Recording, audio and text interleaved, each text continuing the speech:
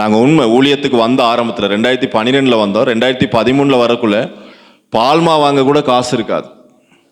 இந்த பெனியலுக்கு பால்மா வாங்குறதுக்கு என்ன இருக்காது, அவருக்கு காசு இருக்காது. மீன்லாம் கிலோ கணக்கில் வாங்க முடியாது, ஒரு துண்டு தான் வாங்குவோம். ஒரு ஸ்லைஸ் ஒரு 100 ரூபா 150 ரூபாய்க்கு தான் மீன் வாங்கி அவருக்கு கொடுப்போம். கொழும்புக்கு மீட்டிங்கு போகிறதுக்கு காசு இருக்காது. பக்கத்தில் நாங்கள் இருந்த வீட்டில் அந்த அம்மா கிட்ட தான் கடை வாங்கிட்டு போவேன். நான் பெட்ரோல் அடிக்கிறதுக்கு காசு இருக்காது, பைக்கை நிப்பாட்டி நடந்து போயிருக்கிறேன். அவ்வளோ கஷ்டப்பட்ட வாழ்க்கையில் கஷ்டம் இருந்தது உண்மை. அந்த கஷ்டம் நம்ம எல்லாருக்கும் இருந்திருக்கும். உங்கள் எல்லாருடைய வாழ்க்கையில் அந்த சாட்சி இருந்திருக்கும், அந்த கஷ்டம் இருந்திருக்கும் உங்கள் வாழ்க்கையில். ஆனால் ஆண்டு 2013ஆம் ஆண்டு இது நடந்தது. 2016 வரைக்கும் இப்படியாப்பட்ட கஷ்டங்கள் என்னுடைய வாழ்க்கையில் இருந்தது. ஆனால் நான் தரித்திரம் இருந்தது. ஆனால் நான் என்ன விசுவாசித்தேன்னா, 2 கொரிந்தியர் 8:9 ஆண்டவர் சொன்னது போல, அவர் ஐஸ்வர்யம் உள்ளவராக இருந்தும் என் நிமித்தம் சிலுவையில் அவர் என்ன ஆயிட்டாரு, தரித்திரர் ஆயிட்டார். அப்படின்னா ஏன் தரித்திரத்தை அவர் சுமந்து கொண்டு அவருடைய ஐஸ்வர்யத்தை எனக்கு கொண்டு வந்து வச்சிருக்கிறாரு. நான் பேசல காசு இல்லாட்டியும் நான் ஐஸ்வர்யத்தை பற்றி பேசியிருக்கிறேன். பேசல காசு இருக்காது, காணிக்க போட கூட கொஞ்சம் சில நேரம் கஷ்டமா இருந்திருக்கும் ஒரு காலத்தில், ஆனால் இருக்காது. ஆனால் நான் என்ன பிரசங்கம் பண்ணேன்னா, இயேசு கிறிஸ்துவனுடைய தரித்திரத்தை கல்வாரி சிலுவிலே சுமந்து கொண்டு அவர் என்னை ஐஸ்வர்யம் உள்ளவனாய் என்னை மாற்றியிருக்கிறார். உங்களை ஐஸ்வர்யம் உள்ளவராய் மாற்றி, உங்கள் தரித்திரத்தை இயேசு கல்வாரி சிலுவிலே சுமந்து கொண்டு உங்களை ஐஸ்வர்யம் உள்ளவர்களாய் இயேசு மாற்றியிருக்கிறார் என்பதை நான் பிரசங்கித்தேன், விசுவாசித்தேன். ஆமேன். நான் எதை விசுவாசித்தேனோ அதை பேச ஆரம்பித்தேன். 2016 ஒரு தீர்மானத்துக்கு வந்தேன், ஆண்டவரே நான் என்ன செய்யக்கூடாது, கடன் வாங்கக்கூடாது, என் வாழ்க்கையில் கடன் வாங்கக்கூடாது. என்ன வந்தாலும் சரி, இது உங்க வார்த்தை தானே, இது என்ன செய்யும், நிறைவேறும். ஏன்னா வார்த்தைக்கு என்ன இருக்குது, ஜீவன் இருக்குது. நான் தீர்மானம் எடுத்த பொழுது பயங்கர பிரச்சனை, போராட்டம். கடன் வாங்கக்கூடாதுன்னு தீர்மானம் எடுத்துட்டேன். அதுக்கு முன்னாடி நீங்க பார்த்தீங்கன்னா கடன் பிரச்சனை, கடன்லாம் இருந்துச்சு. தீர்மானம் எடுத்துட்டு 2016 கடன் வாங்குறத நிறுத்தினேன். முதல்ல ஆண்டவரே நான் போனில் கூட என்ன செய்யக்கூடாது, கடன் வாங்கக்கூடாதுன்னு நிறுத்தினேன்.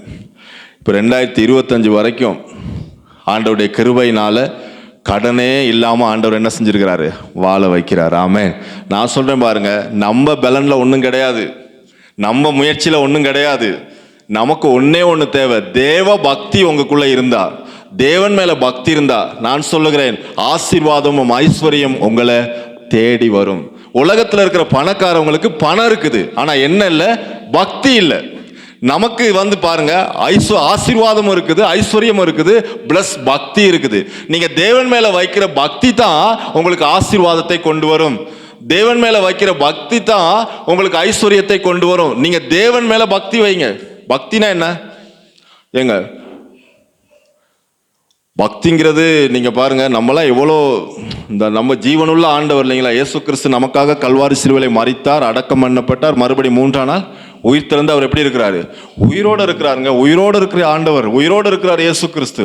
அதனாலதான் அற்புதம் நடக்குது, அதனாலதான் சுகம் உண்டாகுது, அதனாலதான் நீங்க ஆசீர்வாதமா இருக்கிறீங்க. பிரச்சனைக்கு விடுதலையை கொடுக்கிறாரு.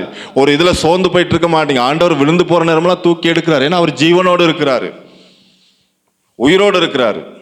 அப்ப நம்ம பக்தி யார்கிட்ட இருக்கணும், நமக்கு தான் அதிகமா பக்தி இருக்கணும். ஏன்னா நம்ம ஆண்டவர் எப்படி இருக்கிறாரு, ஜீவனோடு இருக்கிறாரு, உயிரோடு இருக்கிறாருங்க.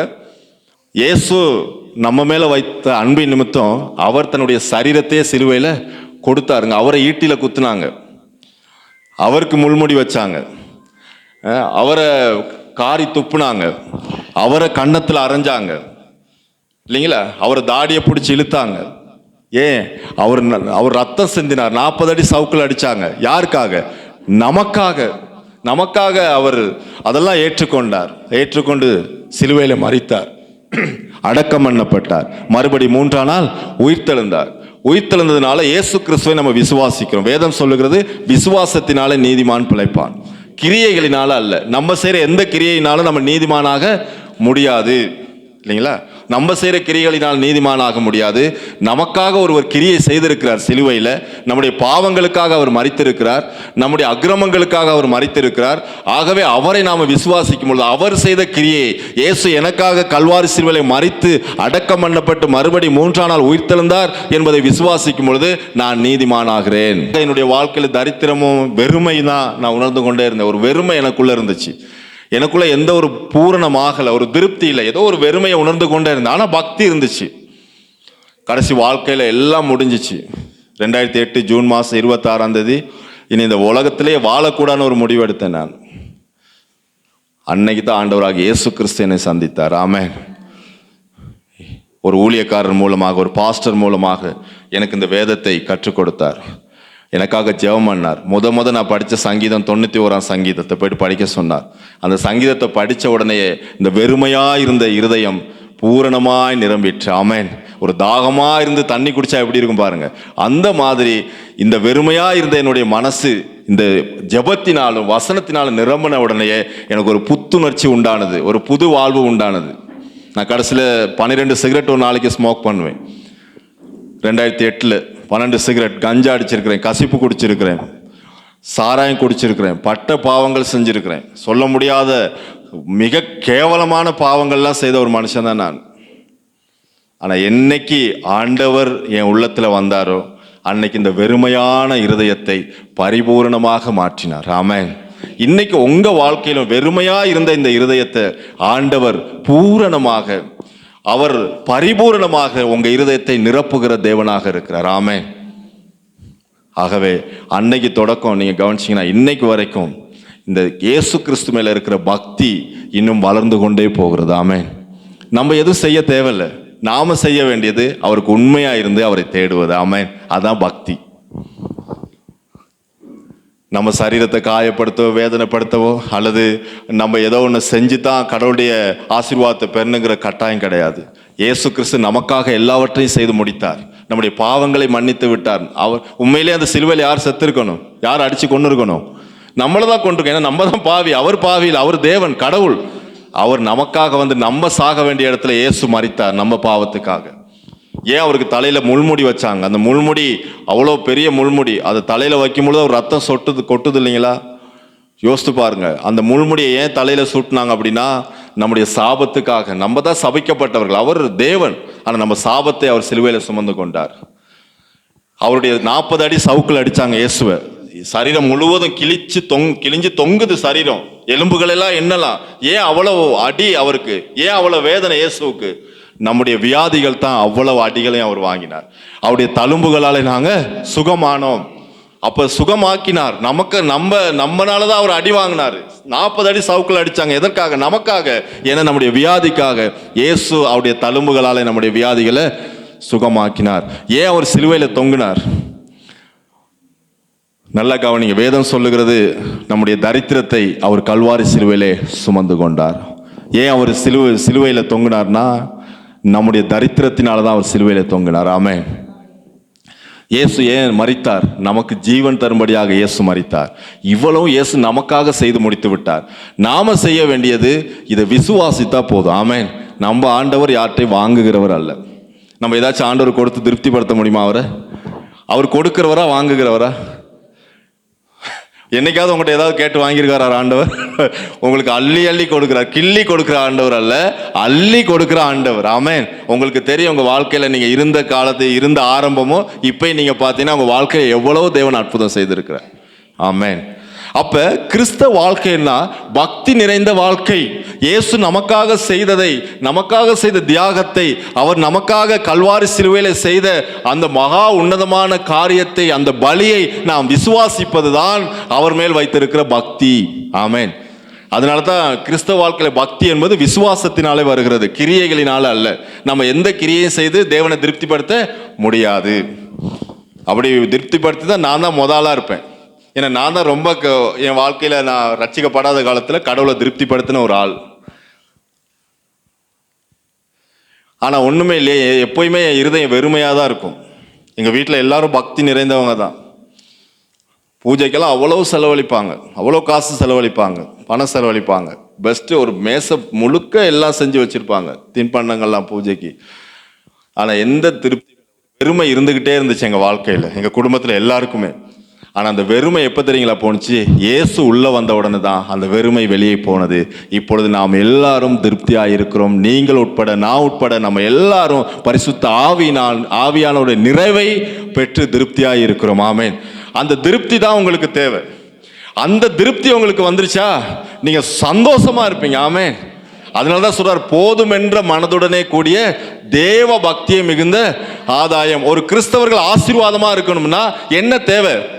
தேவ பக்தி இருக்கணும். உலகத்துல பணம் இருக்குதுங்க. நான் இந்த டயகாமத்திலே இருக்கிற ஒரு பெரிய முதலாளியாக சந்தித்தேன். அவர் ஜெர்மனிக்கு தான் வாரேன் தொடர்ந்து. நேற்று அவரை சந்தித்து நேற்று நைட்டு காய்ச்சிக்கிட்டு இருந்தேன். ஒரு சில காரியங்களை பணத்தை குறித்து காய்ச்சிக்கிட்டு இருந்தேன் அவர்கிட்ட. சொல்ல பாசம் அடுத்த கிழமை ஒரு ஜெபம் போடுவோன்னு இருக்கார், வீட்டில் ப்ரேயர் பண்ணுவோம் அப்படின்ட்டு. நல்லா கவனிங்க, பணம் என்பது கிறிஸ்தவர்களுக்கு பணம் என்பது ஒரு பிரச்சனையே இல்லைன்றேன் நான். உங்கள் தேவைகளை தேவன் அன்றன்றைக்கு சந்திக்கிறார். என்னைக்காவது நீங்க பட்னியா இருந்திருக்கிறீங்களா? சொல்லவே முடியாது, நீங்க இருக்கவே முடியாது. தேவன் உங்களை பட்னியா போடவே மாட்டார்னு நான் கன்ஃபார்ம் பண்றேன். நான் இருந்ததில்லை, இயேசுவை ஏற்றுக்கொண்டு வந்த பிறகு பட்னியா இருந்ததில்லை. அன்னன்னைக்கு தேவையான காரியங்களை கர்த்தர் செய்திருக்கிறார். ஆமென். நாங்கள் சில நேரம் ரொம்ப கஷ்டமா இருக்கு. ஒரு நாள் கொஞ்சம் சிரமம் ஆயிடுச்சு பாருங்க. ஒரு பண கஷ்டம் வந்துருச்சு, சாப்பாடு பிரச்சனைகள் வந்துருச்சு. கொஞ்சம் சும்மா பருப்பு ரசம் இதுகளை வச்சு தான் சாப்பிட்டு கொண்டு இருந்தோம். நான் சொல்றது 2016 காலப்பகுதியில். அப்போ சரி இன்னைக்கு இறைச்சி சாப்பிட்டா நல்லா இருக்குமே, இறைச்சி சாப்பிட்டு மிச்ச காலம் ஆச்சு, இறைச்சி சாப்பிட்டா நல்லா இருக்கும், சரி ஜெபம் பண்ணுவோம் அப்படின்ட்டு அது நினச்சிக்கிட்டே இருந்தோம், ஜெபம் பண்ணிக்கிட்டு இருந்தோம். பின்னேரம் பிரியாணி சாப்பாடு, நல்ல இறைச்சி கறியோட சாப்பாடு கொண்டு வந்து கொடுத்தாங்க. ஆமென்.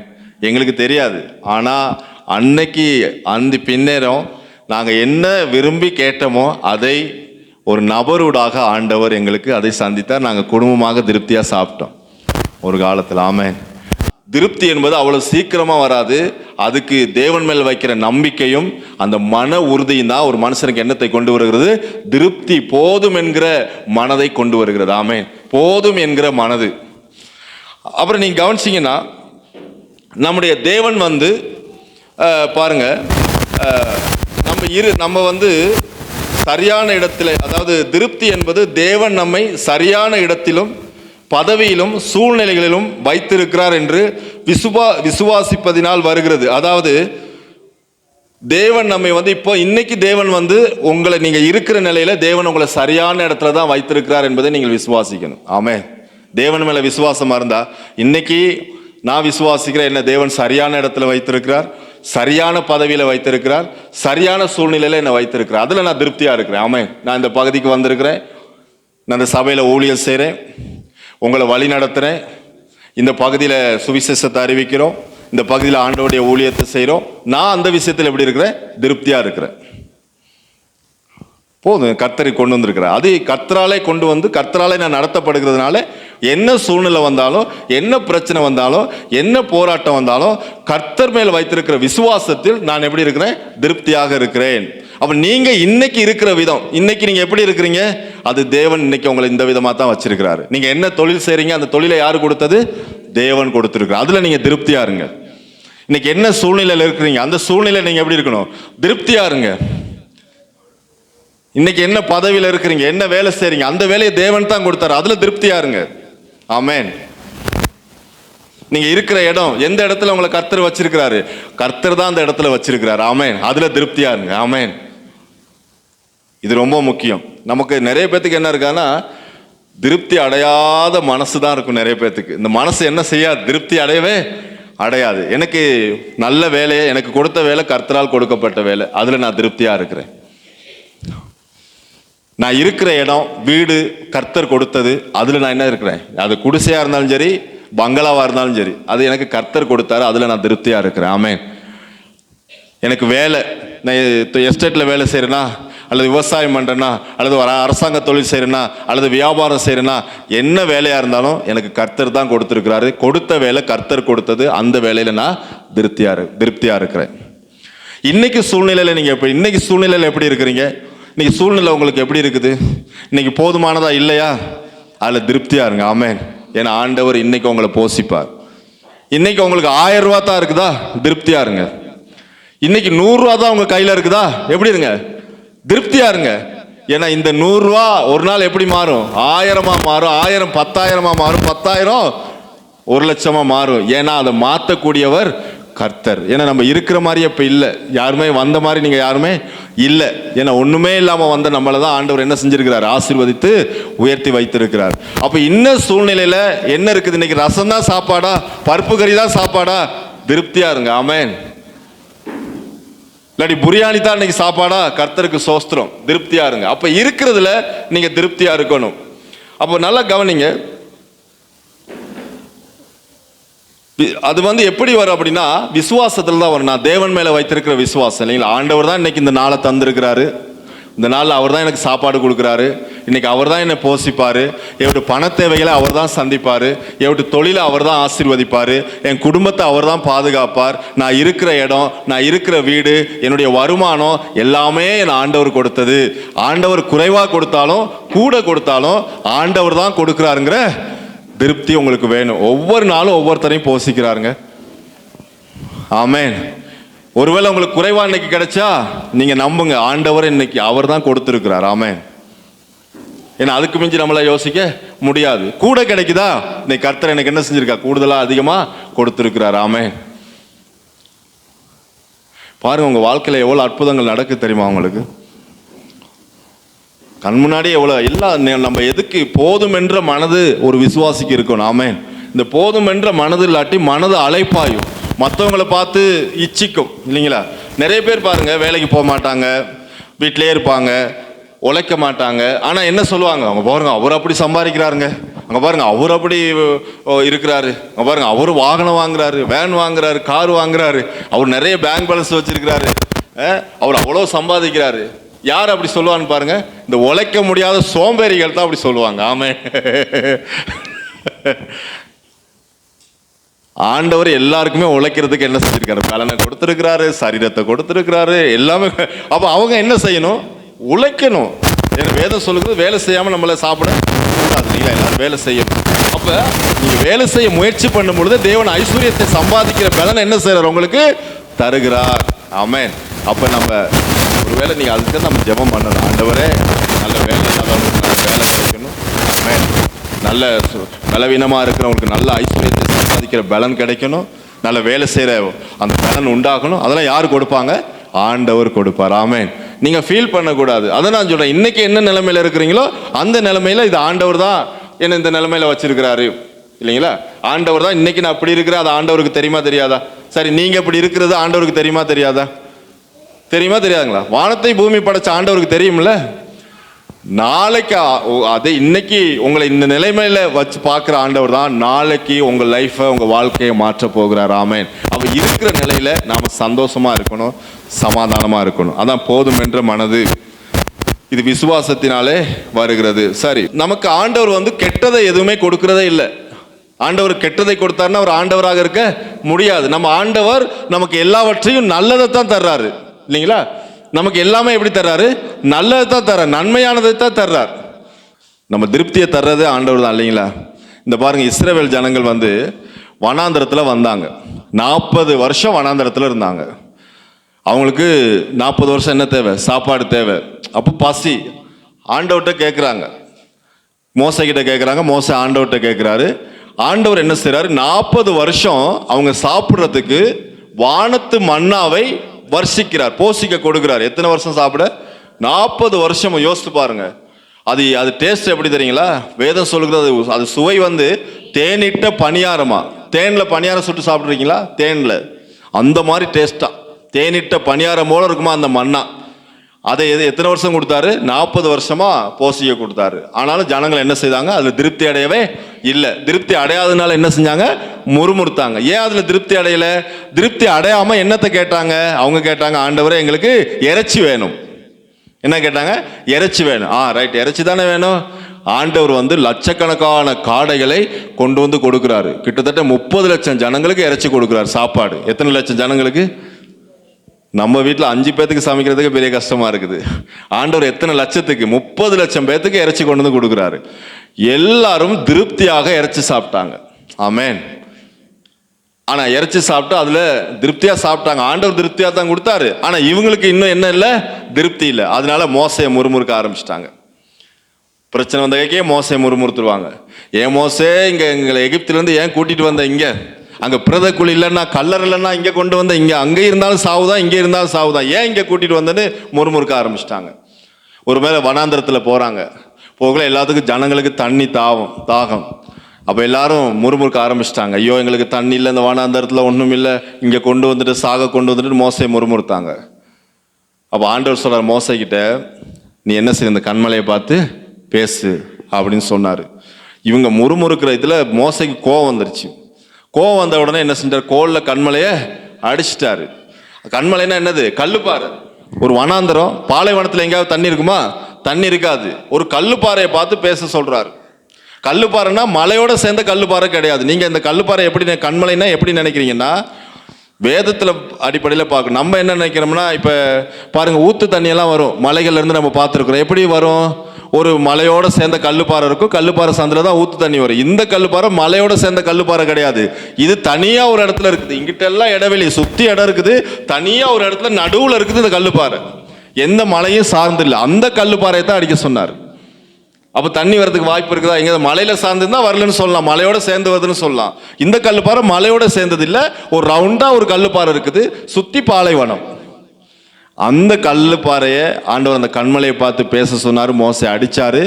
30 லட்சம் ஜனங்களுடைய தாகத்தை அந்த கல்லுப்பாறையிலிருந்து வந்த தண்ணீர் என்ன செய்தது, தீர்த்தது. எப்படின்னு யோசிச்சு பாருங்க, எப்படி வந்திருக்கும். நடுவில் ஒரு கல்லுப்பாறை இருக்கு, ஆச்சரியம் இல்லையா? ஒரு கல்லுப்பாறை தட்டும் பொழுது அதை ஒட்டஞ்சி பீறிட்டு 30 லட்சம் ஜனங்களுடைய தாகத்தை அந்த தண்ணி, அந்த கல்லுப்பாறையிலிருந்து வந்த தண்ணி தாகத்தை தீர்த்தது. ஆமென்.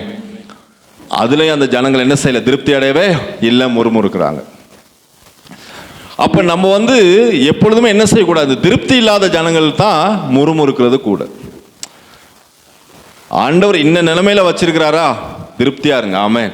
நாளைய நாளை குறித்து நீங்க கவலைப்படவே கூடாது. ஏன்னா வேதம் சொல்லுகிறது, வானத்து பட்சிகளை கவனித்து பாருங்கள், அவைகள் விதைக்கிறதும் இல்லை, அறுக்கிறதும் இல்லை. அவைகளுக்கே உங்கள் பரமபிதா பிழை பூட்டுகிறார் என்றால், அவைகளை காட்டில் நீங்க எப்படியாப்பட்டவர்கள், விசேஷித்தவர்கள் அல்லவா? காட்டு புஷ்பங்களை கவனித்து பாருங்கள். அதுக்கு யாராவது உடு போட்டிருக்காங்களா? ஏதாவது காட்டு புஷ்பங்களுக்கு போயிட்டு உடுத்தி விட்டு வராங்களா? எவ்வளோ அழகான கலர்ஃபுல்லாக இருக்கு பாருங்க காட்டு புஷ்பங்கள். எவ்வளோ அழகா தேவன் ஒவ்வொரு கலர் கொடுத்துருக்கிறாரு இல்லைங்களா? ஒவ்வொரு பூக்களை பாருங்க, ஒவ்வொரு பூவும் ஒவ்வொரு கலர் இருக்கு, டிஃப்ரெண்டான கலர்ஸ். நம்ம இங்கே பார்க்குறோம், அமேசான் தீவுகளில் போயிட்டு பார்த்தீங்கன்னா வித்தியாசமான கலரில் பூக்கள் இருக்குதான். அப்போ தேவன் பாருங்க, அந்த பூக்களுக்கு எவ்வளோ அழகான கலரை கொடுத்து எவ்வளோ அழகாக வச்சிருக்கிறாரு. அப்போ ஏன் நீங்கள் உடைக்காக கவலைப்படுறீங்க? அதை காட்டிலும் நல்ல உடைகளை ஆண்டவர் தருவாரா இல்லைங்களா? நல்ல உடுப்புகளை தருவார். ஆமென். பாருங்க, இந்த ஷர்ட்டு எனக்கு நான் வாங்கினதே கிடையாது. அந்த ஷர்ட்டு கச்சிதமான ஷர்ட்டு எனக்கு ஒருத்தர் கொண்டு வந்து கொடுத்தாரு. ஆமென். போட்டுக்கங்க பாஸ்டர், உங்களுக்கு ஊழியத்துக்கு நல்லா இருக்கும் இப்போ அப்படின்னு அவரே கொடுத்தாரு. ஷர்ட்டு, டவுசர். நல்ல கவனிங்க, உங்களுக்கு தேவையான ஏற்ற நேரத்தில் ஏற்ற காலத்தில் தேவன் சகல காரியங்களும் செய்வார். அப்போ இந்த திருப்தி இல்லாதவங்க தான் முறுமுறுக்கிறது. ஆண்டவரை பார்த்து முறுமுறுக்க, ஐயோ ஒன்றும் ஆகலையே, ஒன்றும் நடக்கலையே, அவங்க இப்படி இருக்காங்களே, இவங்க இப்படி இருக்காங்களே, அந்த மனுஷன் இப்படி இருக்காங்களே, நான் வருஷக்கணக்காக சபைக்கு போகிறேன், எனக்கு ஒன்றும் ஆகலையே, உலகத்தில் ரட்சிக்கப்படாத ஜனங்கள் பணக்காரவங்களா இருக்கிறாங்களே, ஆசீர்வாதமாக இருக்காங்களே, கார் மேலே கார் வாங்குறாங்க, வேன் மேலே வேன் வாங்குறாங்க, எல்லாம் வாங்குறாங்களே அப்படின்னு ஒரு திருப்தி இல்லாதவங்களா ஆயிடுவாங்க. நம்ம தேவன் மேல திருப்தியா இருந்தா தேவன் நிச்சயமா நம்ம என்ன செய்வார், ஆசீர்வதித்து உயர்த்துவார். அதுக்கு தேவை என்னது, அப்போ உங்களுக்கு ஆசீர்வாதம் வேணுமா? எத்தனை பேருக்கு ஆசீர்வாதம் வேணும்னு விரும்புறீங்க? ஆசீர்வாதம் வேணும்னா என்ன வேணும் உங்களுக்கு? தேவ பக்தி. ஆமென். தேவன் மேல பக்தி உங்களுக்கு வளர வளர நான் சொல்லுகிறேன், ஆசீர்வாதம் உங்களை தேடி வரும். ஆமென். உங்க பிள்ளைகளுடைய பிள்ளைகளும் ஆசீர்வதிக்கப்படுவதை நீங்கள் பார்ப்பீர்கள். ஆசீர்வாதம் உங்களை தேடி வரும். ஆமென். தேவன் ஆசீர்வதிக்கிறவர். அதனாலதான் பாருங்க, போதும் என்ற மனதுடனே கூடிய தேவ பக்தியை மிகுந்த, பாருங்க, போதும் என்கிற மனதுடனே கூடிய தேவ பக்தியை மிகுந்த ஆதாயம். அப்ப போதும் என்கிற மனது ரொம்ப முக்கியம். பாருங்க, சரி, ஏன் போதும் என்கிற மனது ரொம்ப முக்கியம் அப்படின்னு நீங்க கவனிச்சு பார்த்தீங்கன்னா, சங்கீதம் 37:16, சங்கீதம் 37:16 வாசிங்க. 37:16. அநேக துன்மார்க்கருக்குள்ள செல்வ திரட்சியை பார்க்கிலும் நீதிமானுக்குள்ள கொஞ்சமே நல்லது. துன்மார்க்கர்னா யாரு? ரட்சிக்கப்படாதவர்கள், ஆண்டவர் அறியாதவர்கள். யாரு அவங்க? தான் துன்மார்க்கர்கள் இல்லைங்களா? துன்மார்க்கர்னா யாரு? பாவி, இயேசுடைய ரத்தத்தில் கழுவப்பட்டவங்க நீதிமான்கள். இயேசுடைய ரத்தத்தில் மீட்கப்படாதவர்கள் துன்மார்க்கர். ஏன்னா அவங்க பாவம் செஞ்சிருக்கிறாங்க, இன்னும் என்ன செய்யல, பாவத்திலிருந்து ரட்சிக்கப்படலை, சூட் பண்றாங்க. இல்லைங்களா? இப்போ ஸ்ரீலங்காவில் நிறைய ஷூட்டிங், படத்தில் மாதிரி ஷூட்டிங் டெய்லி நடக்குது.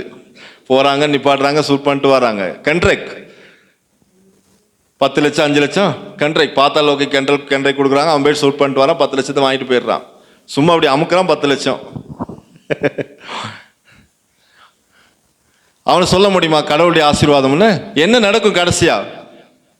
அவன் துன்மார்க்கத்திலேயே சாவான், இல்லைங்களா? அந்த பொருள் நிலைக்கவே நிலைக்காது. அவன் மரணமும் ரொம்ப மோசமா இருக்கும். அதனாலதான் ஆண்டவர் சொல்றாரு, நீங்க யாருன்னா நீங்க நீதிமான். நீங்க எப்படி நீதிமான் ஆகுனீங்க? நீங்க இயேசுவை விசுவாசிக்கிறீங்க, ஆண்டவராக இயேசப்பாவை நீங்க நம்புறீங்க, அவர் மேல விசுவாசம் வச்சிருக்கிறீங்க. அவரை விசுவாசிக்கிற பிள்ளைகள் நீதிமான்கள். அதனாலதான் சொல்றாரு, அநேக துன்மார்க்கருக்குள்ள செல்வ திரட்சியை பார்க்கிலும் நீதிமானுக்குள்ள கொஞ்சமே நல்லது. ஆமேன். உங்களுக்கு கொஞ்சம் இருக்குதா? நல்லது. கொஞ்சமே உங்களுக்கு அதிகமாக தேவன் தருகிறதா இருக்கிறது. ஆமேன். அதாவது நம்ம எல்லாம் கொஞ்சம் தான் நினைக்கிறோம், அந்த கொஞ்சத்துல தான் நம்ம திருப்தி அடையணுன்றாரு. ஆமேன். திருப்திங்கிறது விசுவாசத்தினாலே உண்டாகிறது. ஆமேன். திருப்தி ரொம்ப முக்கியம். அதுதான் போதும் என்ற மனது நமக்கு ரொம்ப அவசியம். நம்ம ஏன் இன்னைக்கு நீங்க எவ்வளோ வேலை இருக்கும் உங்களுக்கெல்லாம்? நிறைய ஞாயிற்றுக்கிழமை நிறைய வேலை இருக்கும், நிறைய பயணம் போகிற காரியங்கள் இருக்கும். ஏன் இன்னைக்கு சபைக்கு வந்திருக்கிறீங்க? ஏன் பேசாமல் எல்லாரும் வீட்டில இருந்து வேலை செஞ்சுருக்கலாமே? நீங்கள் தேவ கட்டளைக்கு கீழ்ப்படிஞ்சிருக்கிறீங்க. ஆமே. இன்னைக்கு ஞாயிற்றுக்கிழமை தேவனை ஆராதிக்கிறது தேவனுடைய கட்டளை. கட்டளைக்கு கீழ்ப்படிஞ்சு வந்திருக்கிறீங்க. ஒன்றாவது. ரெண்டாவது, தேவன் மேல உள்ள பக்தியை நீங்க காண்பிக்கிறீங்க. உங்களுக்கு தேவன் மேல நல்ல பக்தி இருக்குது, அதனால தான் இங்க உட்கார்ந்து இருக்கிறீங்க. அதனால தான் ஆண்டவர் ஆராதிக்கிறீங்க, அதனால தான் அவரை மகிமைப்படுத்துறீங்க, அதனால தான் வார்த்தையை கேட்குறீங்க. காலைல எந்திரிச்ச உடனே எப்படா ஆலயத்துக்கு போங்கிற ஒரு எண்ணம் உங்களுக்கு உண்டாகிறது. ஏன்? தேவன் மேல வைத்த பக்தி. நீங்க யாரையும் மனுஷனை பார்க்க வரல, நீங்களும் நானும் சேர்த்தான் சொல்றேன். நம்ம எல்லாம் யாரை பார்க்க வந்திருக்கிறோம்? தேவனை பார்க்க வந்திருக்கிறோம். அப்ப நல்லா கவனிங்க. ஏன்? நீங்க தேவன் மேல வைத்திருக்கிற அந்த பக்தி தான் உங்களுக்கு ஆசீர்வாதத்தை கொண்டு வரும். ஆமென். வேதம் சொல்லுகிறது, ஆபத்து காலத்திலே நீங்கள் என்னை நோக்கி கூப்பிடுங்கள், நான் உங்களுக்கு மறு உத்தரவு கொடுத்து நீங்கள் அறியாதும் எட்டாதுமான பெரிய காரியங்களை நான் உங்களுக்கு செய்வேன்றாரு. அப்ப ஆபத்து காலம் வரும்பொழுது ஆண்டவரே ஏசப்பான்னு நீங்க கூப்பிடுங்க, உங்களை தப்புவிப்பார்.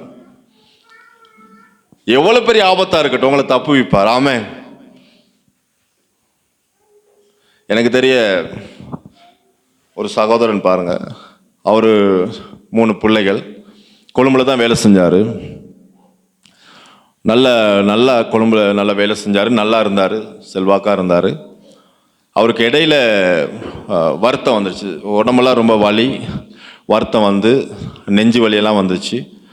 கொண்டு போயிட்டு அவரை ஹாஸ்பிட்டலில் கொழும்பு பெரிய ஆஸ்பத்திரியில் கொண்டு போயிட்டு செக் பண்ணும்பொழுது அவருக்கு ஹார்ட்டில் பிளாக், ஹார்ட்டில் என்ன இருக்குது?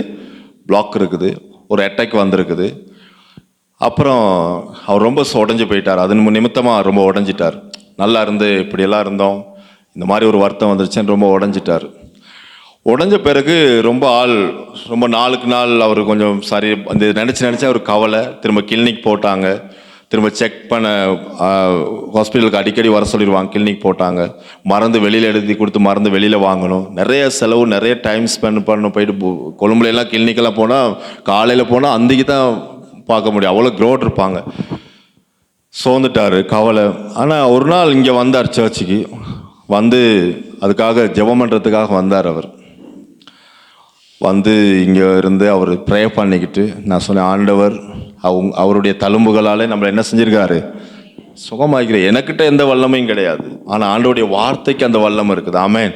அவருடைய வார்த்தைக்கு வல்லம் இருக்குது. அவரை போதிச்சு அந்த வசனத்தை சொல்லி அவருக்கு ஜெபம் பண்ண உடனேயே, நான் சொல்கிறேன், இப்போ அது 2 வருஷத்துக்கு மேலே முன்னாடி நடந்தது. அதுக்கப்புறம் அவர் கொழும்பு போயிட்டு கிளினிக்கெல்லாம் போனார், எல்லாம் பண்ணார். இப்போ 1 வருஷத்துக்கு முன்னாடி போயிட்டு இசிஜி செக் பண்ணியிருக்கிறாங்க. இசிஜி செக் பண்ண பிறகு அந்த பிளாக் இப்போ இல்லை. பிளாக் என்னது? அவரோட சரீரத்தை அந்த பிளாக்கு இல்லை. இசிஜி அழகாக காட்டுது. இப்போ அவர் கிளினிக் வர வேண்டிய அவசியம் இல்லைன்னு சொல்லிட்டாங்க. கிளினிக் வர வேண்டிய அவசியம் இல்லை, உங்களோட ஹார்ட் இப்போ எப்படி இருக்குது? நல்லா இருக்குது. ஏன்னா அவருக்கு பைபாஸ் ஆப்ரேஷன் செய்யக்கூடிய அளவுக்கு பிளாக் இருந்திருக்குது. எப்படி அந்த பிளாக் உடஞ்சிச்சு? அவர் தேவனை நம்பினார். ஆமென். முழு விசுவாசத்தை யார் மேலே வச்சாருங்க? இயேசு மேலே வச்சார். இன்னைக்கு அவர் ரட்சிக்கப்பட்டு ஞானஸ்தானம் எடுத்து கம்யூனியன் எடுத்து ஆண்டவரை ஆராதிக்கிறார். ஆமென். இல்லாட்டி அவர் 3-4 வருஷத்துக்கு முன்னாடி செத்துருக்கணும். இன்னைக்கு உயிரோடு இருக்கிறதுக்காக தேவனை மகிமைப்படுத்தி கொண்டிருக்கிறார். ஆமென். நான் சொல்றேன் பாருங்க, எல்லா காரியத்திலும் நீங்க தேவனே நம்புங்க. ஆமென். உங்க பக்தி அவர் மேல வைங்க, உங்க விசுவாசத்தை அவர் மேல வைங்க. அவர் நிச்சயமா எல்லா சூழ்நிலைகளும் எந்த ஆபத்திலையும் ஆண்டவர் உங்களை விடுதலை ஆக்குவார். ஆமென். நேற்று எலும்ப முடியாம கூட இருந்தாங்க இல்லையா சகோதரி அல்டோரியில். கால் பண்ணி வர சொல்லி போயிட்டு ப்ரே பண்ணிட்டு வந்த உடனே இன்னைக்கு எந்திரிச்சு சேர்ச்சிக்கு வந்துட்டாங்க. ஆமென். நேற்று பெட்டில் தான் இருந்தாங்க. முடியாது பாஸ்டர். எப்படி இந்த அற்புதம் நடந்துச்சு? யார் இந்த அற்புதத்தை செய்தது? ஆண்டவராகிய இயேசு கிறிஸ்து உங்களுக்கு அற்புதத்தை செய்தார். அவர் உங்களுக்கு சுகத்தை கொடுத்திருக்கிறார். இன்னைக்கு சேர்ச்சிக்கு வர்றதுக்கு உங்களுக்கு கிருபை செய்திருக்கிறார். வரவே முடியாத சூழ்நிலை, பெட்டில் தான் இருந்தாங்க. ஆனால் ஆண்டவர் அற்புதமானவர். ஆமென். உங்க எல்லாருக்கும் இயேசு சுகமாக்க வல்லவராயிருக்கிறார். நம்மள ஒரு கருவியா பயன்படுத்துறாரு, அவ்வளவுதான். ஆண்டவர் தான் சுகமாக்குகிறவர். அவருடைய தழும்புகளா நம்ம எல்லாரும் என்ன செய்தோம்? சுகமானோம். அப்போ உங்ககிட்ட நீங்க இன்வெஸ்ட் பண்ண வேண்டியது என்னது? அவர் மேல பக்தியா இருங்க. பக்தியா இருக்கிறதுக்கு நமக்கு சொல்ல வேண்டிய அவசியம் இல்லை. நம்ம எல்லாரும் ரட்சிக்கப்பட்டு வந்திருக்கிறோம். நம்ம மாதிரி பக்தியா இருந்தவங்க யாரும் கிடையாது. அந்த பக்திக்கு இந்த பக்திக்கு நிறைய வித்தியாசம்.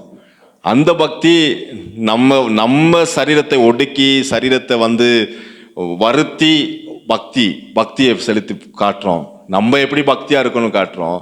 ஆனா இந்த பக்தி என்பது விசுவாசத்தினால தேவன் மேல வைக்கிற பக்தி. ஆமென். உங்க பக்தி எப்படி வெளிப்படுத்துறீங்க? உங்க தேவன் மேல வைக்கிற விசுவாசம். ஆமென். தேவனை விசுவாசிக்கிறீங்களா? அதான் பக்தி. அவ்வளவுதான், முடிஞ்சு போச்சு. இன்னைக்கு ஒரு வியாதியோட வந்திருக்கிறீங்களா? உங்க விசுவாசத்தை தேவன் மேல வைங்க, அதான் பக்தி. அந்த பக்தியானது உங்களை என்ன செய்கிறது? சுகமாக்குகிறது. ஒருவேளை பொருளாதார பிரச்சனையில வந்திருக்கிறீங்களா? பற்றாக்குறையில வந்திருக்கிறீங்களா? கடன் பிரச்சனையில வந்திருக்கிறீங்களா? ஏதோ ஒரு பிரச்சனை, உங்க மன போராட்டத்தில் வந்திருக்கிறீங்களா? விடுதலையிலன்னு வந்திருக்கிறீங்களா? உங்க பக்தியை இயேசு மேல வைங்க, அவர் மேல விசுவாசம் வைங்க. அந்த அவர் மேல வைக்கிற விசுவாசத்துக்கு பேரு தான் பக்தி. ஆமென். ஆனா இயேசு வேதம் சொல்கிறது பட்சபாதகம் இல்லாதவர். ஆமென். நம்ம என்ன சூழ்நிலையில இருந்தாலும் நம்மளை தூக்கி எடுக்கிறவர் நம்முடைய ஆண்டவர். ஆமென். ஏன்னா நம்ம எல்லாம் அதுல இருந்தா, நான் மூழ்கியே இருந்திருக்கிறேன் அதுல. ஏன்னா நான் என்ன சொல்ல வரேன்னா, ரட்சிப்பு என்பது இயேசுவால உண்டாகிறது, ஆண்டவரால உண்டாகிறது. நீங்க ஆண்டவர் மேல வைக்கிற விசுவாசம் தான் ரட்சிப்பை கொண்டு வருகிறது. அதே போல நீதிமொழிகள் 8ஆம் அதிகாரம்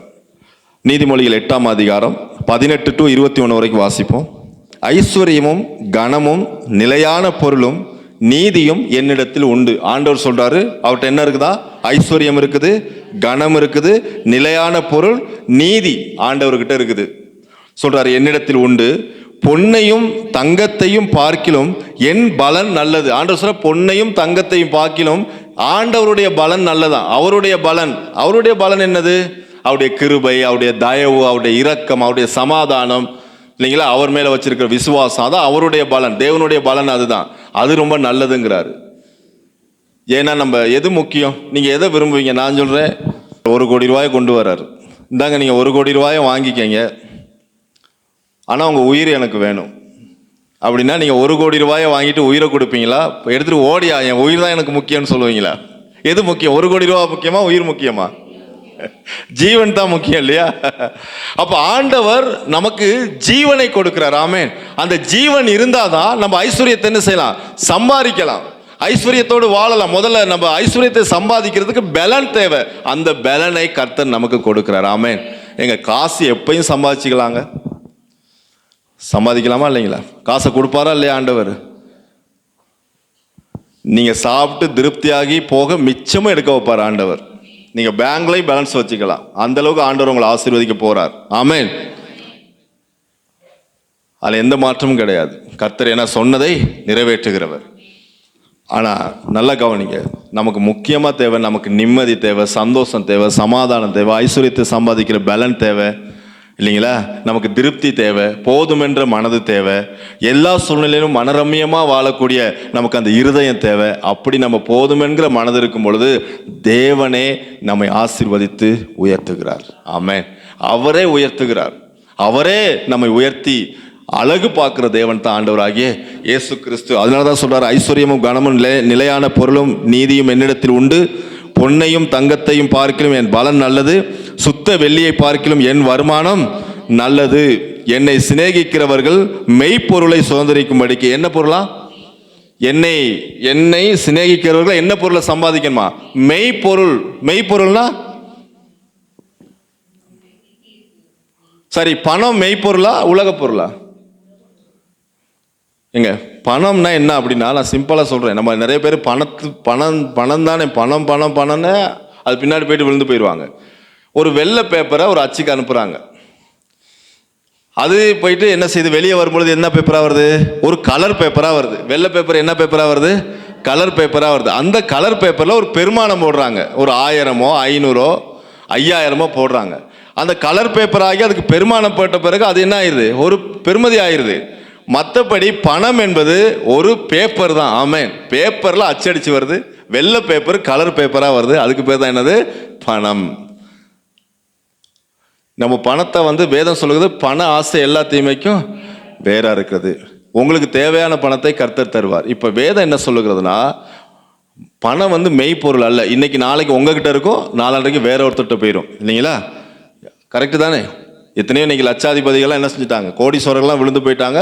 கீழே இருந்தவங்க மேலே வந்துட்டாங்க, மேலே இருந்தவங்க கீழே விழுந்து. அதுதான் பணம். பணம் அப்படிதான், பணம் 10 செய்யும். அப்போ அது மெய்ப்பொருள் கிடையாது, அது உலக பொருள். அது வரும் போகும், அது நோ ப்ராப்ளம், அது வரும். தேவன் நினைச்சார்னா உங்களை ஒரே நாளில் தூக்கி நிறுத்த முடியும். அவர் சர்வ வல்லமையுடைய தேவன். அது மெய்ப்பொருள் அல்ல. ஆனால் மெய்ப்பொருள் என்ன அப்படின்னா, நித்திய ஜீவன். அதுதான் என்னது? மெய்ப்பொருள். அதான் உண்மையானது. உண்மையானது என்ன? நித்தியம்னா என்னதுங்க? அழிவில்லாதது. அந்த நித்திய ஜீவனை யாரு கொடுக்கிறது? மெய்ப்பொருளை யாரு கொடுக்கிறது? என்ன சொல்றாரு 20ஆம் வசனத்துல?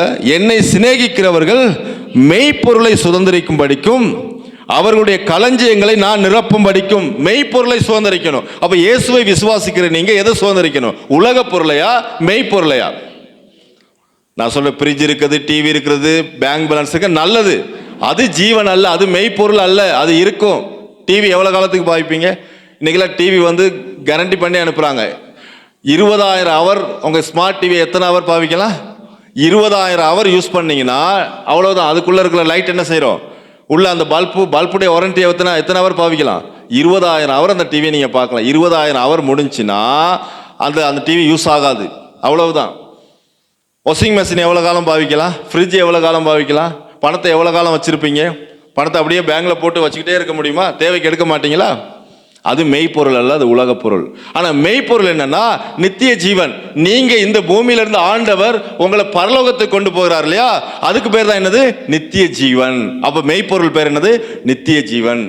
சமாதானம் அது என்னது? மெய்ப்பொருள். சந்தோஷம் மெய்ப்பொருள். மகிழ்ச்சி மெய்ப்பொருள். அன்பு இல்லைங்களா? அன்பு, சந்தோஷம், சமாதானம், நீடிய பொறுமை, தயவு, நற்குணம், விசுவாசம், சாந்தம், இச்சையடக்கம், இதெல்லாம் என்னதுங்க? இதான் மெய்ப்பொருள். இதை காசு கொடுத்து வாங்க முடியுமா? சமாதானத்தை காசு கொடுத்து வாங்க முடியுமா? சந்தோஷத்தை காசு கொடுத்து வாங்க முடியுமா? நான் ஒருத்தரை சந்திச்சேன் பாருங்க. அவர் கடை மட்டும் 50 லட்சம் கடன் கொடுத்துருக்கிறாராம். கடை மட்டும் அவருக்கு வெளியில் 50 லட்சம் இருக்குது. நிறைய நல்ல பிஸ்னஸ் மேன் அவர். இந்த எலக்ட்ரானிக் ஐட்டம் பிஸ்னஸ் பண்ணுறாரு அவர். ஒரு நாள் நான் போகிறேன் பைக்கை நிப்பாட்டிட்டு பைக்கை பிடிச்சிட்டு அழுகிறார். ஒன்றுமே பேச மாட்டேங்கிறாரு. அப்படியே கண்ணீர் கொட்டுது, அப்படியே அழுகிறார் பைக்கை பிடிச்சிக்கிட்டு நிப்பாட்டிக்கிட்டு. எனக்கும் ஒரு தர்ம சங்கடம் ஆயிடுச்சு. நான் சொன்னேன், ஏன் பிரதர் பேசுவோம் பிரதர், ஏன் அழுகிறீங்க அப்படின்னு அவர் சமாதானப்படுத்திட்டு அவர் சொல்கிறாரு, பாஸ்டர் இங்கே பாருங்கள், இந்த பில்டிங் இருக்குது, 2 தட்டு பில்டிங், 3ஆவது தட்டும் போட்டார். இவ்வளோ எலக்ட்ரானிக் சாமான் இருக்குது, கோடிக்கணக்கான சாமான் உள்ளே வச்சிருக்கிறேன். 50 லட்சத்துக்கு சாமான் என்ன செஞ்சுருக்கிறேன்? கடன் கொடுத்துருக்குறேன். எல்லாம் இருக்குது. ஆனால் பாஸ்டர் பணம் வச்சிருக்கிறேன். ஆனால் என்னன்னா என் மனசில் ஒரு வெறுமை, ஒரு நிம்மதியே இல்லை பாஸ்டர். சந்தோஷமே இல்லை என் வாழ்க்கையில். பணம் இருக்குது, சந்தோஷம் இல்லை. பணம் இருக்குது, சமாதானம் இல்லை. காசு கொடுத்து வாங்க முடிஞ்சா நான் சந்தோஷத்தை சமாதானத்தை வாங்கிடுவேன். ஆனால் வாங்க முடியாது பாஸ்டர், அவ்வளோ வெறுமையாக இருக்குன்னு பைக்கை பிடிச்சிட்டு அழுகிறார். பெரிய சல்லிக்கார்.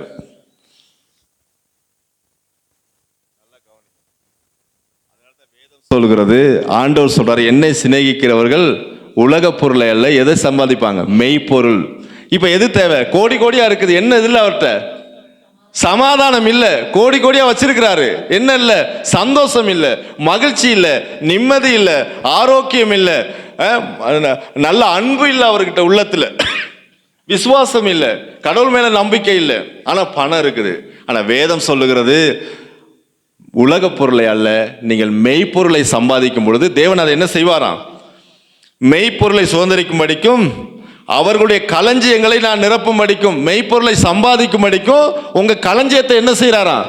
களஞ்சியம்னா என்னது? உங்க இருதயமாகிய களஞ்சியத்திலே அவர் மெய்ப்பொருளை கொண்டு நிரப்புறாரு. உங்க இருதயத்துக்குள்ள சமாதானம் நிரம்புது, நிம்மதி நிரம்புது, ஆசீர்வாதம் நிரம்புது, ஐஸ்வர்யம் நிரம்புது, மகிழ்ச்சி நிரம்புது, சுகம் நிரம்புது, ஆரோக்கியம் நிரம்புது, ஜீவன் நிரம்புது. உங்க இருதயமாகிய களஞ்சியம் ஃபுல் ஆஃப் ஆயிருச்சு. ஆமென். எதனால? மெய்ப்பொருளினாலே. ஆமென். அப்ப எது முக்கியம்? உலக பொருளால நம்ம இருதயம் நிரம்புமா? எனக்கு நிரம்பி இருக்கா? நிரம்பவே நிரம்பாது. நீங்கள் வேணா செக் பண்ணி பாருங்கள், ஒரு நாள் நிரம்பாது.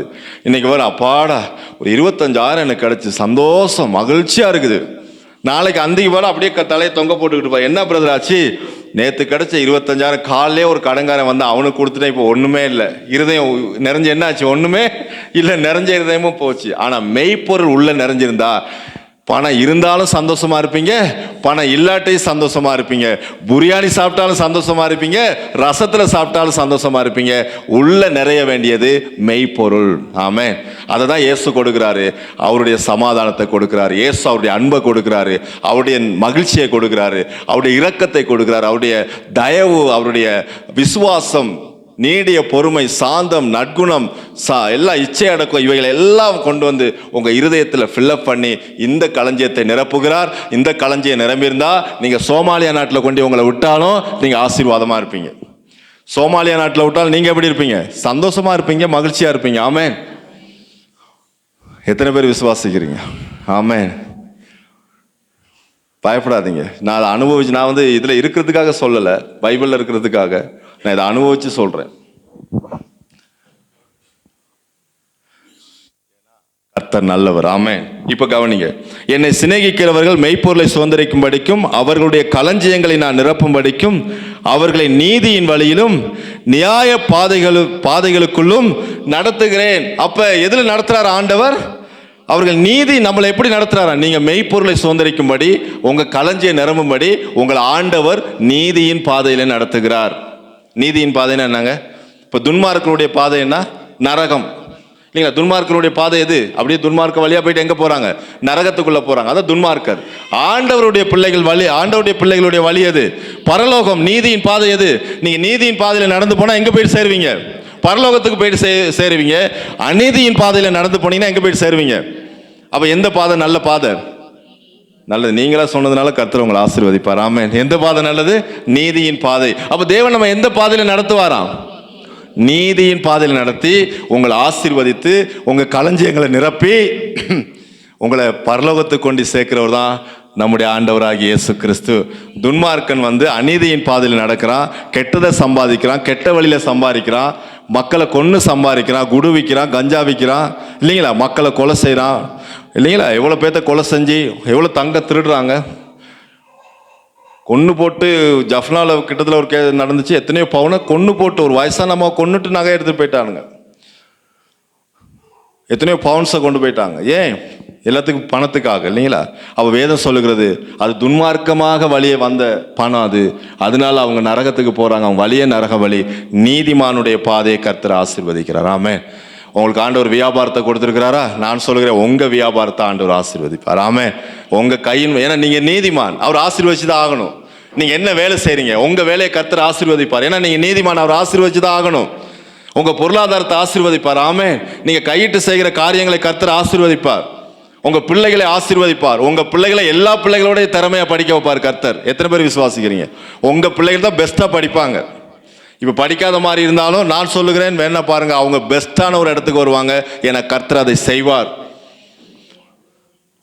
ஏன் தெரியுங்களா? அவர் ஞானத்திலே, இரக்கத்தில, ஞானத்தில ஐஸ்வர்யம் உள்ள தேவன். அவர் ஞானமாகவே இருக்கிறார். ஆமென். அதனாலதான் சொல்றாரு, நீதியின் பாதையில நடத்துகிறார். நிச்சயமாகவே ஆண்டவர் உங்களை ஆசீர்வதிப்பார். இந்த வார்த்தையின்படி அவர் பெரிய காரியங்களை உங்களுடைய வாழ்க்கையில செய்வார். அவர் நேற்றும் இன்றும் என்றும் மாறாதவர். அதனால இந்த வசனத்தை வாசித்துட்டு நம்ம நிறைவு செய்ய போகிறோம். எபிரேயர் 13:5 சொல்றாரு. இது நம்ம எல்லாருக்கும் தெரிஞ்ச வசனம் தான். வாசிங்க எபிரேயர் 13:5. கவனிங்க. நீங்கள் பண ஆசை இல்லாதவர்களாய் நடந்து உங்களுக்கு இருக்கிறவைகள் போதும் என்று எண்ணுங்கள். ஆமென். நமக்கு என்ன ஆசை இருக்கக்கூடாது? பண ஆசை இல்லாதவர்களாய். பணம் பாவம் இல்லை. பணம் என்ன இல்லை? பணம் இல்லைன்னா நம்மளால வாழ முடியாது, இல்லைங்களா? கரெக்டு தானே? பணம் இல்லாமல் எதையும் செய்ய முடியுமா? ஒன்றுமே செய்ய முடியாது. பணம் நமக்கு தேவை. ஆனால் என்ன இருக்கக்கூடாது? பண ஆசை தான் எல்லா தீமைக்கும் வேறா இருக்கிறது. அப்போ வேதம் சொல்லுகிறது, நீங்கள் பண ஆசை இல்லாதவர்களாய் நடந்து உங்களுக்கு இருக்கிறவைகள் போதும் என்று எண்ணுங்கள். அப்ப சொல்றார், நான் உன்னை விட்டு விலகுவதும் இல்லை, உன்னை கைவிடுவதும் இல்லை என்று அவர் சொல்லியிருக்கிறார். அவர் ஒரு வாக்குத்தத்தம் பண்ணியிருக்கிறார். என்ன வாக்குத்தத்தம்? நான் உன்னை விட்டு விலகுவதும் இல்லை, உன்னை ஒரு நாளும் கைவிட மாட்டேன். நான் உன்னை விட்டு விலகுவதும் இல்லை, உன்னை கைவிடுவதும் இல்லை என்று அவர் சொல்லியிருக்கிறாரு. ஆதலால் நாம் தைரியம் கொண்டு, கர்த்தர் எனக்கு சகாயர், மனுஷன் எனக்கு என்ன செய்வான் என்று சொல்லலாமே. அப்போ கர்த்தரே உங்களை ஆசீர்வதிச்சிட்டார்னா ஒரு மனுஷனாலே உங்களை ஒண்ணுமே பண்ண முடியாது. ஆமென். ஏன்னா ஒரு விசுவாசியுடைய ஆசீர்வாதம் யார் மூலமாக வருகிறது? நல்லா நல்லா நினைச்சுக்கொள்ளுங்க. நீங்க ஆண்டவரை ஆராதிக்கிற பிள்ளைகள், நீங்க நீதிமானா இருக்கிறீங்க, ஆண்டவருடைய பிள்ளைகளா இருக்கிறீங்க. ஆண்டவருக்கு தெரியாம ஒரு சதம் கூட உங்களுக்கு வராது. ஆமென். யாரு உங்களை ஆசீர்வதிக்கிறது? ஆண்டவர். உங்க ஆசீர்வாதம் யாரால் வருகிறது? ஆண்டவரால வருகிறது. ஐஸ்வர்யம் யாரால வருகிறது? ஆண்டவரால வருகிறது. ஐஸ்வர்யத்தை சம்பாதிக்கிற பலன் யாரால வருகிறது? ஆண்டவரால வருகிறது. உங்களுக்கு அந்த பலனை கொடுக்கிறாரு. எப்படியாப்பட்ட பலன்? காண்டா மிருகத்துக்கு ஒப்பான பலனை கொடுக்கிறாராம். காண்டா மிருகத்தினுடைய கொம்பு பார்த்துருக்கிறீங்களா?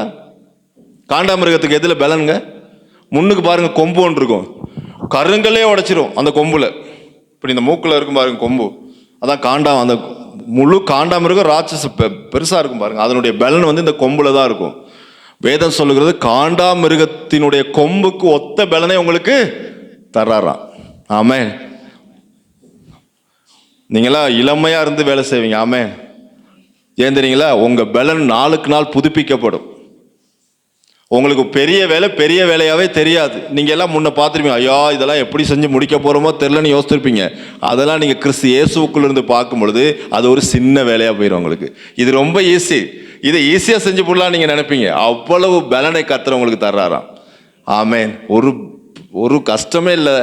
ஏன்னா காண்டா மிருகத்தினுடைய கொம்புக்கு ஒத்த பலனை கர்த்தர் உங்களுக்கு தர்றார். அதனாலதான் சொல்றாரு, நான் உன்னை விட்டு விலகுவதும் இல்லை, உன்னை கைவிடுவதும் இல்லை என்று அவர் சொல்லி இருக்கிறார். ஆதலால் நாம் தைரியம் கொண்டு, கர்த்தர் எனக்கு சகாயர், நான் பயப்படேன், மனுஷன் எனக்கு என்ன செய்வான் என்று சொல்லலாமே. இந்த நாசியில சுவாசம்ல எந்த மனுஷனும் உங்களை ஒன்றும் பண்ண முடியாது. அப்படியே உங்களுக்கு விரோதமாக ஏதாவது பண்ணுனா கூட அது உங்களுக்கு வாய்க்காது. உங்களுக்கு பில்லி சூனியம் பண்றாங்களா, ஒண்ணுமே வாய்க்காது. நீங்க பயப்படாதீங்க. உண்மை என்னன்னா, நல்லா கவனிங்க, இயேசு கிறிஸ்து வந்து ஜீவனுள்ள தேவன்.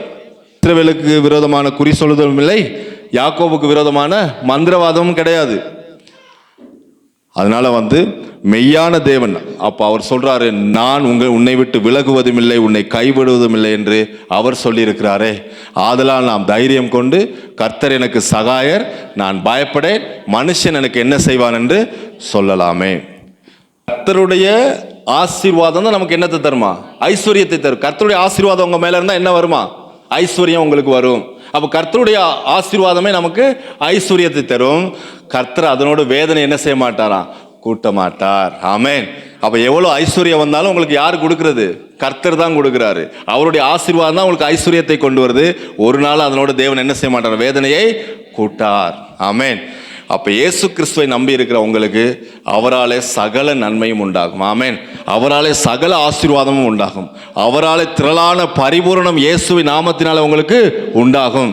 நீங்க செய்ய வேண்டியது ஒண்ணுதான், போதும் என்ற மனதுடனே கூடிய தேவ பக்தியே மிகுந்த ஆதாயம். அதனால நாங்கள் ஞாயிற்றுக்கிழமை ஏன் ஆலயத்துக்கு வாங்கன்னு ஆண்டவர் சொல்றாரா? எழுதியிருக்காரா? சபை கூடி வருதலை சிலர் விட்டு விடுகிறது போல ஏன் ஞாயிற்றுக்கிழமை வர சொல்றாரு? வாரத்தின் முதல் நாள் ஏன் சபை கூட சொல்றாரு? தேவ பக்தி. நீங்க இங்க வந்தா தான் தேவ பக்தியை சுதந்திரிக்க முடியும். இங்க வந்தா தான் சத்தியத்தை கேட்க முடியும். இங்க வந்தா தான் வார்த்தையை கேட்க முடியும். அந்த வார்த்தை உங்களை குணமாக்கும். அந்த தேவ பக்தி அதிகரிக்கும். தேவ பக்தி கூட கூட கூட ஆண்டவர் உங்களை ஆசீர்வதித்து உங்களை பெருக பண்ணுவார். ஆமென். அதனால வந்து நல்ல வசனத்தை கேளுங்க. நல்ல தேவன் மேலே இன்னும் எப்படியெல்லாம் பக்தி, தேவன் ஆராதிக்கிறதுல, அவருக்கு முதலிடம் கொடுக்கறதுல, சபையில் சபை காரியங்களில் எல்லாவற்றிலும் வந்து நீங்கள் இன்னும் பக்தியை தேவன் மேலே செலுத்துங்க. நான் சொல்லுகிறேன், கூடிய சீக்கிரம் தேவன் உங்களை ஆசீர்வதித்து உயர்த்த போகிறார். ஆமென். அதை நீங்கள் உங்கள் கண்ணால் பார்ப்பீங்க. எத்தனையோ மக்கள் ஆண்டவர் என்ன செஞ்சிருக்கிறாரு? உயர்த்தி இருக்கிறார். ஆமென். அந்த சாட்சி நமக்கு இருக்குது. அதனால உங்களையும் ஆண்டவர் உயர்த்த வல்லவராக இருக்கிறார். நீங்கள் தேவன் மேலே பக்தியா இருங்க. அது எப்படி வரும் அந்த பக்தி? விசுவாசத்தினால. ஆமென். விசுவாசத்தினால நீதிமான் பிழைப்பான். அப்ப அந்த பக்தியில கிரியைகளினால் அல்ல. இன்னைக்கு வந்திருக்கீங்க பாருங்க, இதான் பக்தி. ஏதாவது செஞ்சீங்களா? நீங்க ஒண்ணுமே செய்யல. ஆண்டவர் உங்களோட பேசி கொண்டிருக்கிறாரு, அதை நீங்க கேட்டுக்கொண்டிருக்கிறீங்க. தேவனை ஆராதிச்சீங்க இல்லையா? அதான் பக்தி. இப்போ உட்காந்து வசனம் கேட்குறீங்களா? அதான் பக்தி. பரிசுத்தமான ஓய்வு நாளை ஆசாரிக்கிறீங்க இல்லையா? அதான் பக்தி. வாரத்தின் முதல் நாள் சபை கூடி வந்திருக்கிறீங்க, அதான் பக்தி. ஒருத்தருக்கு ஒருத்தர் ஐக்கியமா இருக்கிறீங்க, அதான் பக்தி. ஒருவரில் ஒருவர் அன்பா இருக்கிறீங்க, அதான் பக்தி. தேவனுக்கு கீழ்ப்படுகிறீங்க, அதான் பக்தி இல்லைங்களா? மெய்ப்பனுக்கு கீழ்ப்படிந்து நடக்கிறீங்க, அதான் தேவன் மேல் வைத்திருக்கிற பக்தி. ஏன்னா அதோடைய வார்த்தை, தேவனுடைய வார்த்தைக்கு முற்றிலும் கீழ்ப்படுகிறீங்க, அதான் பக்தி. அப்ப இதுல உங்ககிட்ட எந்த கிரியையும் இல்லை. எதனால செய்றீங்க? விசுவாசத்தினாலே. ஆமென். விசுவாசத்தினால வந்திருக்கிறீங்க. யாரை பார்க்க வந்திருக்கிறீங்க? தேவனை பார்க்க வந்திருக்கிறீங்க. எப்படி வந்திருக்கிறீங்க? விசுவாசத்துல வந்திருக்கிறீங்க. அதுக்கு பேர் தான் பக்தி. இன்னைக்கு உங்க விசுவாசத்தின்படியே, உங்கள் பக்தியின்படியே தேவன் நிறைவாய் பரிபூரணமாய் உங்கள் யாவரையும் ஆசீர்வதிப்பார். ஆமென். நாங்கள் எழுந்திருந்து ஜெபிப்போம். நாங்கள் யாவருமாக எழுந்திருப்போம். ஆண்டவரே, உமக்கு நன்றி அப்பா. ஆண்டவரே, நன்றி செலுத்துகிறேன் இயேசுவின் நாமத்தினால. அப்பா, உம்முடைய பிள்ளைகளை இந்த இடத்துக்கு கூட்டிட்டு வந்தீங்கப்பா. ஆண்டவரே, உம்முடைய பக்தியை வெளிப்படுத்துகிறார்கள் அப்பா. ஆண்டவரே, உங்க மேல வச்ச விசுவாசத்தை வெளிப்படுத்துகிற பிள்ளைகளை நீங்க கண்ணோக்கி பார்க்கிறீங்க. ஆண்டவரே, ஒவ்வொருவரும் ஆண்டவரே இந்த நாள்ல அப்பா எந்தெந்த காரியங்கள்ல மனம் திரும்ப வேண்டுமோ அந்தந்த காரியங்கள்ல மனம் திரும்பி ஆண்டவரே இன்னும் விசுவாசத்தினால ஆண்டவரே நீதிமான் பிழைப்பான் என்று சொல்லி இருக்கிறபடி ஆண்டவரே அந்த விசுவாசத்தை இன்னும் பெற்றுக்கொண்டு ஆண்டவரே பக்தி உங்க மேல இன்னும் அதிகமாக பக்தியா இருக்க அப்பா நீங்க கிருபை செய்ய வேண்டும்படியாக ஜெபிக்கிறேன். போதும் என்கிற மனதுடனே கூடிய தேவ பக்தியே மிகுந்த ஆதாயம் ஆண்டவரே. ஆண்டவரே, நாங்கள் ஆதாயப்படுத்த வேண்டியது தேவ பக்தி ஆண்டவரே. இன்னைக்கு வந்த ஒவ்வொரு பிள்ளைகளை ஆசீர்வதிங்க. ஒவ்வொரு வாரமும் இந்த இடத்துக்கு வந்த ஆண்டவரே, ஆண்டவரே உங்க மேல வைத்திருக்கிற பக்தியை வெளிப்படுத்த, அதன் மூலமாக ஆசீர்வாதத்தை பெற்றுக்கொள்ள, சுகத்தை பெற்றுக்கொள்ள, சமாதானத்தை பெற்றுக்கொள்ள, மெய்ப்பொருளை பெற்றுக்கொள்ள, நித்திய ஜீவனை பெற்றுக்கொள்ள, பரிபூரணத்தை பெற்றுக்கொள்ள இயேசு கிறிஸ்துவின் நாமத்தினால ஒவ்வொரு பிள்ளைகளையும் நான் ஆசீர்வதிக்கிறேன் ஆண்டவரே. ஆசீர்வதிக்கிறேன் இயேசுவின் நாமத்தினால. நீங்கள் பண ஆசை இல்லாதவர்களாய் நடந்து இருக்கிறவைகள் போதும் என்று எண்ணுங்கள். நான் உன்னை விட்டு விலகுவதும் இல்லை, உன்னை கைவிடுவதும் இல்லை என்று அவர் சொல்லி இருக்கிறாரு. ஆகையால் நாம் தைரியம் கொண்டு, கர்த்தர் எனக்கு சகாயர், நான் பயப்படேன், மனுஷன் எனக்கு என்ன செய்வான் என்று சொல்லலாமே. ஆண்டவரே, அப்படியாய் பிள்ளைகளை ஆசீர்வதிங்கப்பா. ஆண்டவரே, இவர்கள் பண ஆசை இல்லாதவர்களாய் நடந்து இருக்கிறவைகள் போதுமென்று எண்ணத்தக்க அந்த கிருபையை கொடுங்கப்பா. பரிபூரணத்தை கொடுங்க. கர்த்தருடைய ஆசீர்வாதமே ஐஸ்வர்யத்தை தரும், அதனோடு தேவன் வேதனை கூட்டார் என்று சொல்லியிருக்கிறீங்களே. ஒவ்வொரு பிள்ளைகளும் இன்னைக்கு கேட்ட சத்தியத்தின்படி தங்களை அர்ப்பணிக்கட்டும் ஆண்டவரே. ஒப்பு கொடுக்கட்டும். உலக பொருள் அல்ல ஆண்டவரே, மெய்ப்பொருளை சம்பாதித்து கொள்ளட்டும் ஆண்டவரே. உலக ஐஸ்வர்யத்தை அல்ல, ஆவிக்குரிய ஐஸ்வர்யத்தை சம்பாதித்து கொள்ளட்டும். ஆவிக்குரிய ஐஸ்வர்யமே பூமிக்குரிய ஆசீர்வாதத்தை கொண்டு வரும். கர்த்தருடைய ஆசீர்வாதமே ஐஸ்வர்யத்தை கொண்டு வரும். அப்படியாக இன்னைக்கு வந்த ஒவ்வொரு பிள்ளைகளுடைய இருதயத்தையும், அந்த களஞ்சியத்தை, இருதயமாகிய களஞ்சியத்தை மெய்ப்பொருளினாலே ஆண்டவரை நீங்க நிரப்பி இருக்கிறீங்க ஆண்டவரை.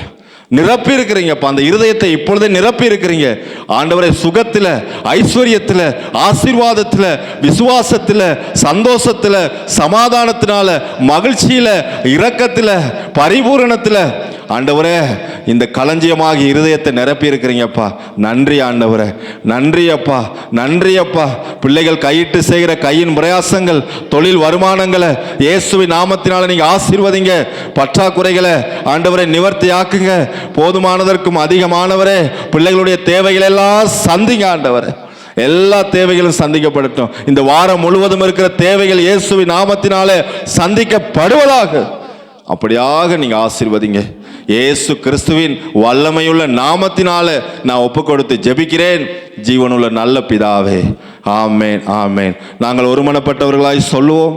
என் ஆத்துமாவே கர்த்தரே சோஸ்தரி, என் முழு உள்ளமே அவருடைய பரிசுத்த நாமத்தை சோஸ்தரி. என் ஆத்துமாவே கர்த்தரே சோஸ்தரி, அவர் செய்த சகல உபகாரங்களையும் நீ மறவாதே. ஆமேன். பிதாவாகிய தேவனுடைய அன்பும், இயேசு கிறிஸ்துடைய கிருபையும், பரிசுத்த ஆவியானுடைய அந்யோன்ய ஐக்கியமும் சமாதானமும் உங்கள் அனைவரோடும் கூட என்றும் என்றும் சதா காலமும் இருப்பதாக. ஆமென், ஆமென், ஆமென். Praise Lord. God bless you. God bless you, sister. Praise Lord. எல்லாருக்கும் praise Lord. God bless you. Praise Lord. God bless you. God bless you. Praise Lord. Praise Lord. புதுசாக வந்தவங்க ஜெபம் பண்ணிக்கொள்ளலாம் முன்னுக்கு.